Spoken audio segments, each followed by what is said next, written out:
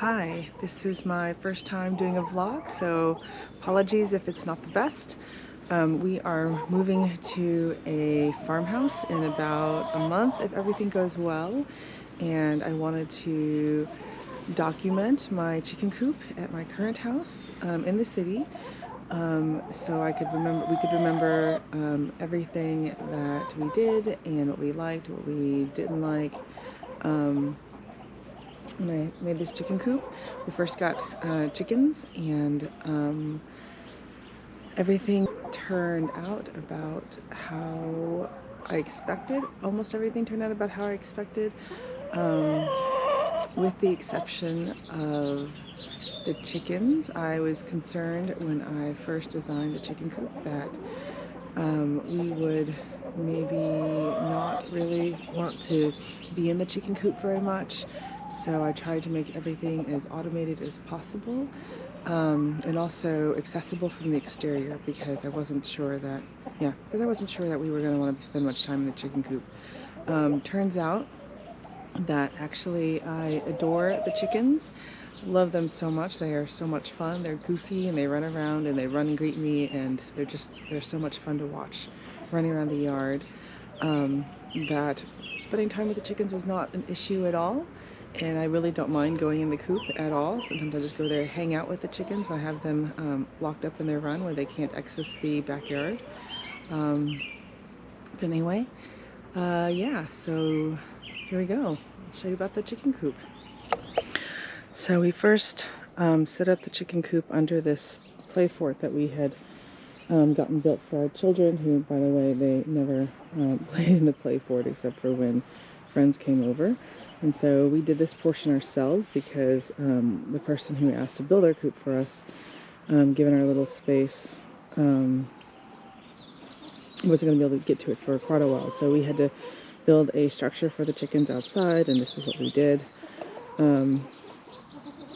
First design element I guess I did was we built the box. As I said, we wasn't sure that we would enjoy messing with the chickens, so I built the feeder box to have an outside access. It's got a little bit of a roof. This is this recycled fence board that we had, and so I can access the feeder from the outside.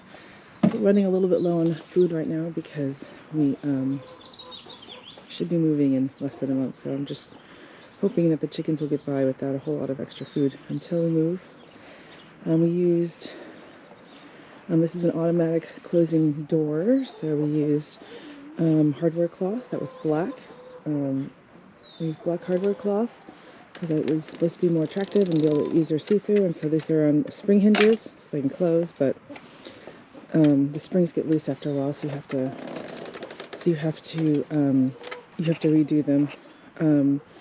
So you have to retighten them. We have a little latch there, and so we were worried about predators, and so I got this latch so we could lock it every day, and I would use a little clip to lock it right here, but turns out we don't really have predators, so I don't have to really worry about that. So that's the inside view of the feeder, and we decided to use a deep litter method, which for the most part works pretty well. Over here is where the litter kind of falls after a while though, so right now it's been pooped on quite a bit. We put a small roost here, so some leftover boards that we had, and then this is the holder for the roost bar, one of the roost bars, so I can have access into this area if I need to. And yeah, we decided to, eventually when we had chicks that needed to be separated from the adults, we attached this lattice work here to make it into a winner.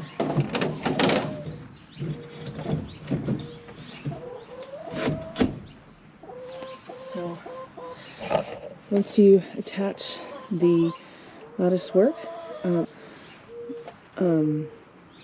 once you put the roosting bar back on, you can see that there is a lattice work. So then the little chickens can get through, big chickens cannot. We can put a rock here or something to prevent even the bantams from getting in, but we can move it if we need to. But then here is my automatic feeder.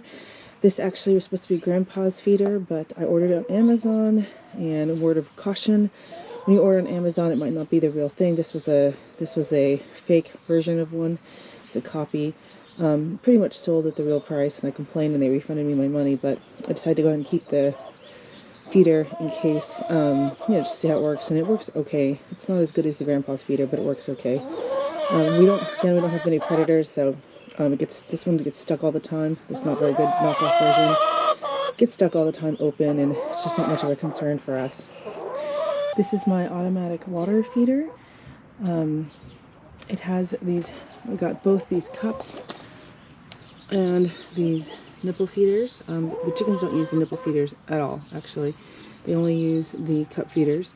And what happens is these cup feeders are pretty nifty. They, when they have a spring in them and when they are empty, water comes in through the opening, and then when they refill, water will going down all the way. Then water basically stops once it gets heavy enough to make this completely flat. Water stops flowing. Coop came out with these little hoods to put over the water this year, and recently anyway, and the chickens don't know what to think of them yet, but they don't seem to be that effective. As you can see, my little watering cups are still full of sand or dirt. So this is a 5-gallon bucket, and I have it set to automatically refill. It's attached to my to a timer on a hose out there, and once a day it runs. Yeah, so I have a float valve in here. You can see that this is, I got some dirt on it when I opened the thing.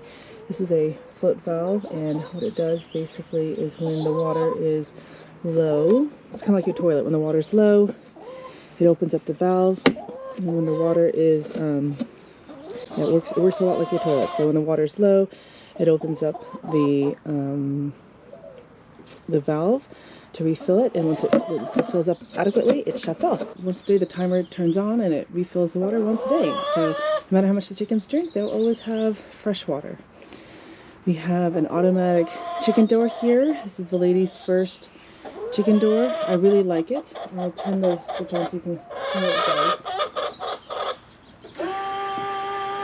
But it's driven by a worm drive, which is really slow. Chickens have plenty of time to get out of it. And I chose this one because, one, it's solar powered, it's automatic. It's solar powered, it's automatic, and the worm drive doesn't take a lot of energy, so that helps me feel, it doesn't take a lot of energy to actually move it. And then once it's in position, it doesn't require energy to maintain it, to keep it open. It only uses power when it opens and shuts the door, so I had confidence that it would not run out of batteries. In case my solar power the solar wasn't enough to recharge the batteries very much every day. I thought it would require just a minimum amount of energy, and it seems to work. We've had these, these things for 2 or 3 years now, and they work great.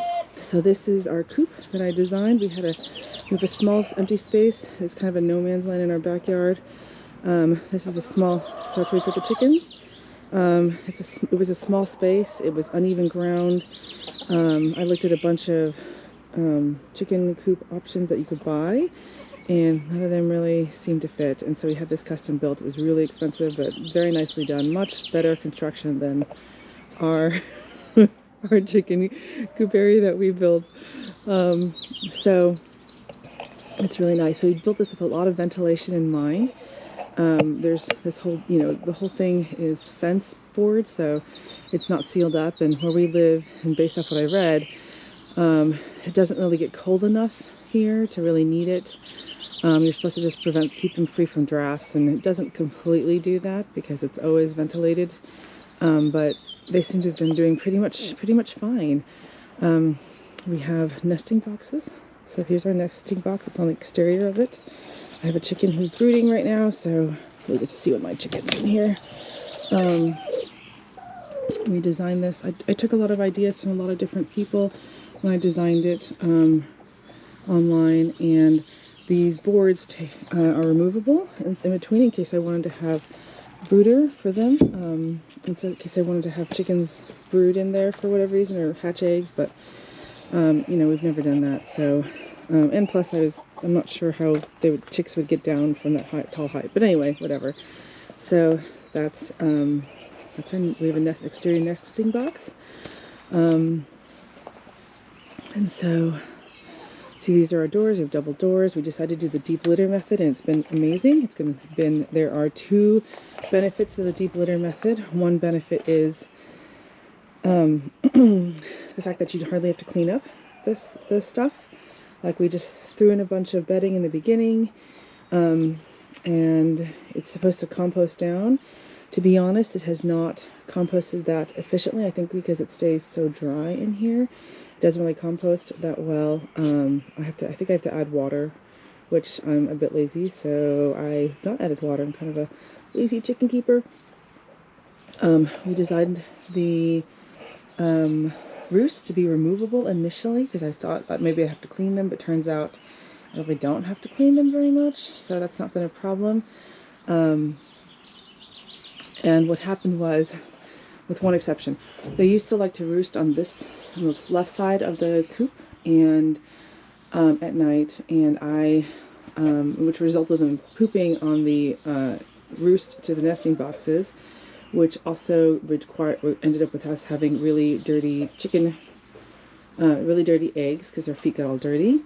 And so I put those bars up. We put the bars up, which then made the roosts not very removable, not easily removable, and whatever. But I really have only had to clean them one time, and I'll explain to that in a second. So yeah, so the nesting boxes, they are actually a little bit larger than standard size. They are 13 by 13 because these cool nesting pads we got that are paper backed and some sort of fiber are 13 by 13, and I could not fit them into a 12 by 12 box easily, so we just made the nesting boxes 13 by 13 on the interior. And then they use this nesting box material. I can provide a link in the description, and I really like it. The chickens kind of make little nests, as you see, and then when it gets too dirty I dump it on the ground, and you can see the remnants. You can see remnants of the pieces on the ground over here. There we go. So yeah, so just the other benefit of using this version of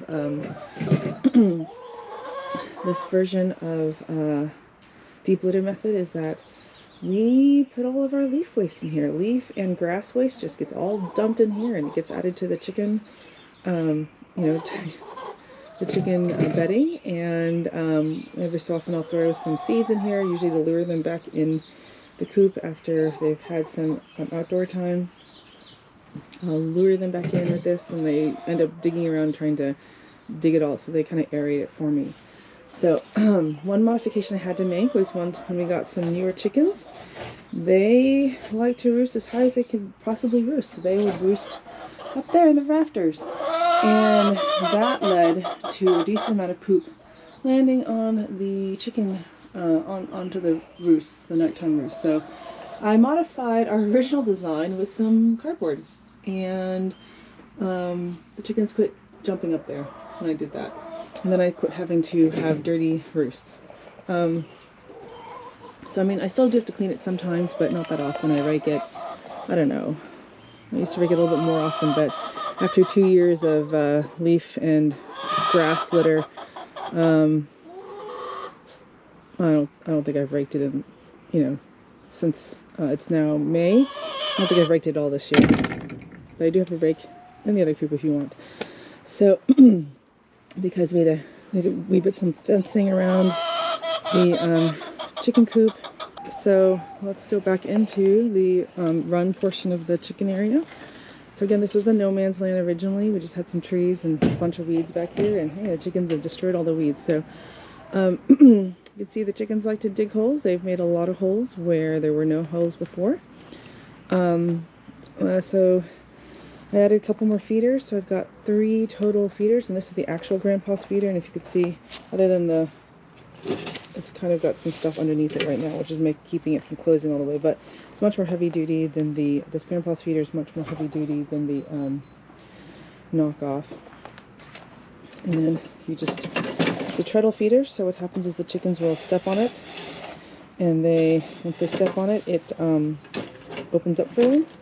They get to eat their food and they go back. So I need to clean that up a little bit because there's too much leaf litter. So yeah, so we also dump our leaf litter back here in the backyard, and then here's the their calcium. So this is what I had the idea that maybe I would put some plants back here, like blueberries, some other evergreen berry plants, which I can't remember the name of right now, but in hopes that it would, in hopes that they could, you know, maybe eat the berries off them when they're better. But turns out chickens like digging up roots, so they destroyed all of these. So a lot of the work I put into these has been kind of wasted, but some of it works. Like here's a beauty berry that's grew tall, so it kind of managed to survive, and got some other berry plants back here. Got just some other vines and stuff. See if it would work for the chickens. Varying success. As you can see, varying success. I had a lot of this extra leftover hardware cloth, so we just cut it up and tried to make rings to protect the plants, and yeah, as you can see, varying success. So I have grass boxes back here that I was a lot more motivated to maintain before, but we recently have not been maintaining them, so all the grass has died over the winter. This is the other aspect of my chicken coop that I like. This is a rain barrel that we use to capture some rain. And this is for the wintertime. So we just use a rain barrel. They have waters out of that, and we capture rain in the wintertime so that they can, drink from that. If you can see, I have these housefly predators around, and I have bags of housefly predators around. They work really well. If you can't tell, there's not very many flies in this area. We just overbuy how many they suggest, and we just overbuy what people suggest. And the houseflies are, there's just not very many flies. It's also chilly today, but in general, like, there's hardly any flies in this area because we just buy the predators, and they take care of that for us. Yeah, that's our chicken coop. So there's really not very much maintenance. We use what I would say is I refill their food maybe once a month-ish. There's 3 feeders, so they last quite a while. It doesn't quite hold a 40-pound bag of chicken feed. It maybe probably holds about 25 to 30 pounds of chicken feed amongst all the feeders, I think. Whenever we cut the grass or get leaves, we will dump it in some area of the coop, usually, depending on something that needs it. So next time the grass is cut, we're probably going to dump it in the run underneath the fort, because it's getting kind of dirty looking down there. And then I have to arrange for the water. So in the summertime, in the springtime, when we turn the sprinkler system on, I will set up the automatic watering system so the chickens get refilled their fresh water every day. And in the wintertime, when it's going to rain, I usually refill the rain barrel at that point. I turn it on. Usually just one day is enough. One good rain is enough to refill the rain barrel, which is 50 pounds. We have to, empty out the rain barrel. I usually empty out the rain barrel and make sure it's all clean, and empty it out sometime in the summer, before that water gets turned off. And then we have to clean the water system every year. Clean the water at the beginning of the year, just to make sure it's clean and fresh for when I turn the watering system back on. Let's see, other than that, there's not a whole lot to do. That's it. We come out here, collect the eggs every day. So food, they have adequate food. I let them out in the backyard when I feel like it. Used to, the first year, we let them completely free range in the backyard, and then they destroyed all my landscaping, which hasn't grown back. So that's why I put the fences up. There's not much maintenance. Of course, we've only had chickens for 3 years, but I feel like the amount of effort I put in for the chickens is pretty low, and it's been 3 years, so I suspect the system is going pretty well. So I highly encourage looking at the deep litter method. It makes life so much easier. Looking at feeders that are, that can hold enough feed for your chickens, and honestly, free ranging them, because free ranging them makes them happy and makes me happy to see them walking around the backyard.